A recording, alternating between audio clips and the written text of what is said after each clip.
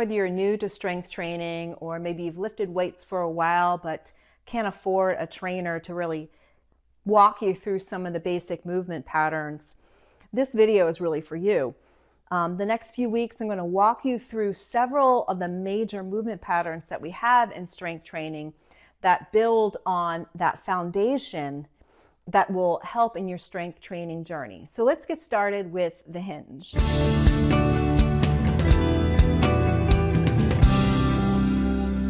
So if you know your mobility and you know that you cannot touch the ground in a forward fold, grab a block, or you can even maybe reach for or pull a chair closer to you. But let's just kind of get a feel for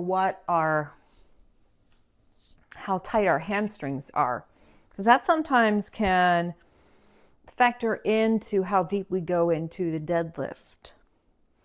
So just kind of relax your shoulders by your sides and then just kind of roll forward. And just notice that my back is rounding. And just see how far you can go. And so I can, just with a little slight bend in my knees, I can reach the floor. Even I can straighten them just because I have a long torso. So now, if you can't, you can just always place your hands on a block here. Okay. So wherever you are, whether you're reaching for a chair or something, see if you can sit your hips back a little bit. Just move your hips back. Okay? So this is hips forward and hips back. And just fall forward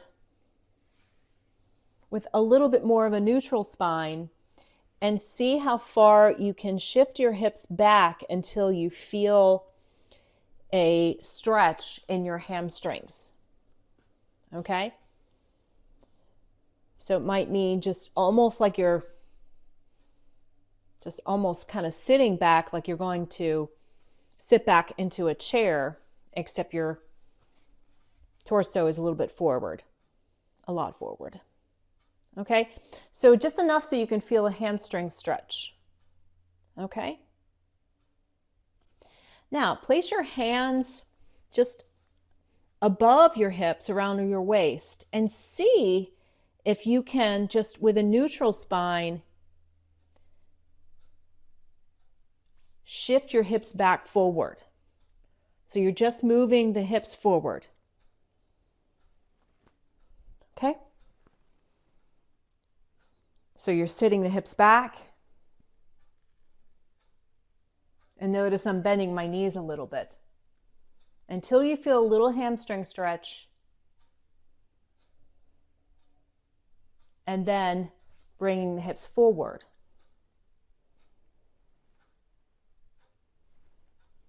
So bringing the hips back.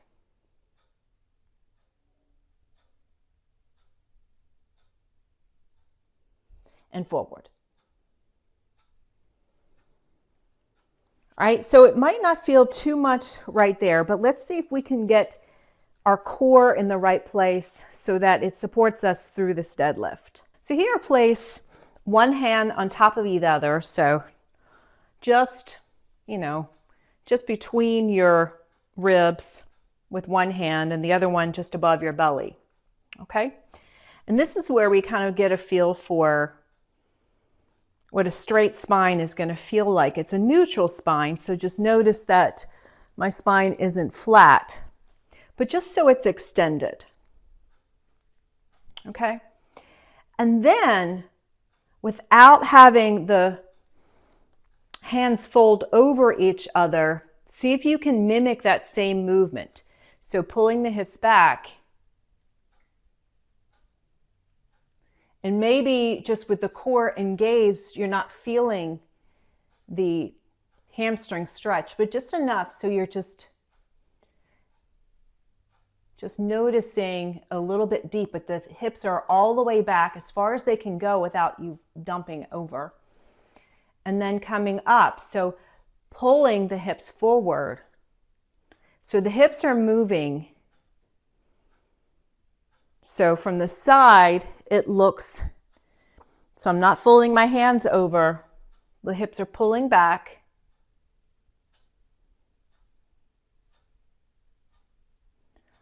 And then pulling forward. Just notice that the hips are moving back and forward. So this is your hinge right here. So anytime somebody tells you this is a hinge movement, this is what they're talking about. It is the hips moving back and forward. Okay? So think about anytime you're doing a hinge movement, trying to brace the core here. So just notice what would happen if I fold. So just notice how my shoulders roll and my back rolls. But notice that my hands have cupped over. So if I roll over and I try to roll this way, the way we started, I am rolling the back, which isn't going to be too nice because then the back is going to be doing most of the lifting. So once you get that basic movement on the core together, let's see what happens when we can pull everything together. And lots of times you can use a PVC pipe or a curtain rod. People who've been with me for a while know that the curtain rod is one of my favorite basic tools to get these movement patterns together. So let's try this. So remember your core here. Okay, so just imagine that you have hands stacked on top of each other and stand upright. And the PVC pipe is a lot better than maybe just some single dumbbells because it allows you to just align your shoulders, because sometimes you might feel just one, well anyway. I just like to use this PVC pipe before you hit dumbbells so you can really understand the movement pattern. Okay, so imagine your core, so your core is tucked, and just think about the hips pulling back. So the knees are going to be soft at first, and then allow the pipe to just roll down your thighs as you pull the hips back. Okay, so this might be as far as you go, and that's fine. The hips are still coming back, because sometimes if you go a little too far, the lower back starts to kick in. So we don't, that's just about your mobility. And then hinge up, focusing on the hamstrings, focusing on the glutes. Let's try it again. These hips come back just enough. And again, you might feel, if you just move it a little bit further down, you might feel a little bit of stretch in the hamstrings. And then you come up. So if you keep doing this very, very slowly, just focus on, so the muscles are stretching as the hips are coming back. And then there comes a time when it's like, whoop, okay, we're stopping. And then make sure the core is braced as you're pulling up. So coming down. Oops, sorry, I didn't do that right. So you just sitting the hips back, just paying attention to the core.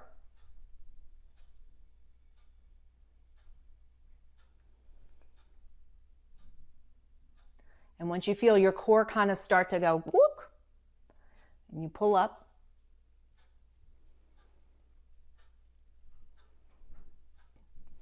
So just notice that the pipe, if you're folding forward like this, it'll kind of keep you a little bit more honest. So pulling the hips back, so the hips are coming back. Just imagine what the glutes and the hamstrings are doing. And the shoulders aren't rolling forward, their shoulders are just kind of going down into their sockets. And hold here and just feel. And I'm always a little hesitant in telling people like pushing into the toes or the heels. But I also like the cue, I do like the cue of imagining pulling your feet apart, like there's a paper towel between your feet, and just see if you can really feel the glutes activate and the hamstrings activate there. And then keep pulling as you come up. So these little things at a time, just adding on.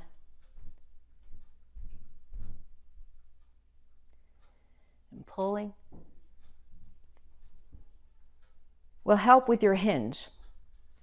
But again, so if this cue right here, so if the cue of, folding over here isn't really helpful, I also like imagining a corset, like you're trying to fold your hip points together. So you can imagine like you're trying to mash them together or zipping up a pair of pants. So sometimes you might hear in some of my classes zipping up the core, like you're zipping up the pair of pants. What that's doing is it is allowing that core to stabilize here, and then you work in hinging, pulling the feet apart, and coming back up. Hinging, keeping the feet, pulling the feet apart, and coming back up. So your core will be braced the whole time. It will be engaged. And what is interesting is people that are new to strength training don't understand the importance of the core always being braced. And that's why I always suggest people, especially if you're coming from Pilates or yoga, which really emphasizes core stability and core movement, that's really, really important when you're beginning weightlifting. And yeah, some people will say, well, why aren't you doing sit-ups? Why aren't you doing crunches and everything? That's fine, but what happens is when you do the very basic movement patterns such as hinges and squats and presses and things like that, the core is automatically working no matter what. It's just a matter of activating the core, just getting that stabilization to work first, and then you'll notice that your core is going to be really fired up throughout. So if you are new to weightlifting, or you're just kind of figuring out what these basic movement patterns that we use in strength training, see if you can concentrate on just this one movement this week, just really focusing on just moving the PVC pipe or the curtain rod, and see how that goes for you. And I look forward to just walking through these various patterns in the next few weeks.